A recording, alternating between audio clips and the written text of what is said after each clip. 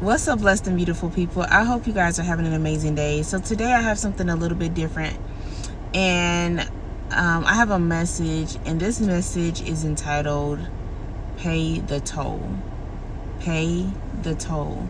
So I was preparing for work this morning, and I was talking to God about some things that He's requiring of me to do.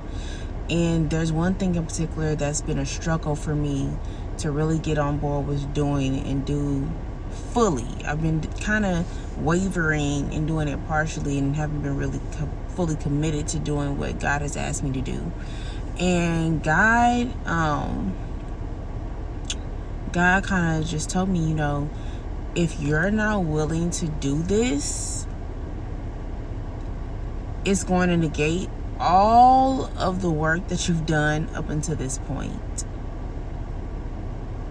Like, if you're not willing to surrender this part of yourself to me, then everything, all the effort that you've put in up until this point is for nothing. And so I was like, God, this is so profound and so heavy to me. And I was like, Lord, if this is something, is this a word that's just for me, or is this something that you want me to share?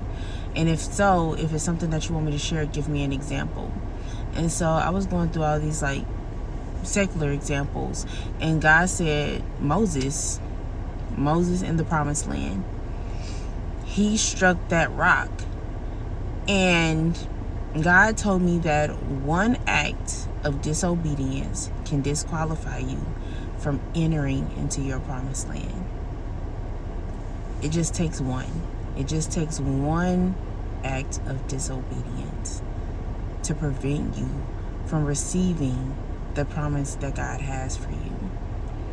And oftentimes I know we be thinking like, we backslide into our old ways, and we're like, we're gonna get right back on track. And that is true, that God will extend grace to us. But the Bible also says, should one continue to go on sinning so that grace can abound? Absolutely not. And so that is my word for today. That is my message for today, to get on track with the Lord and not to be double-minded. For the Bible says, a man that is double-minded can receive nothing from the Lord. So if God is telling you to do one thing and you're following your own way and doing another, then that's a process of being double-minded. So stay blessed, stay focused, and I will see you guys back here on the next one. Bye.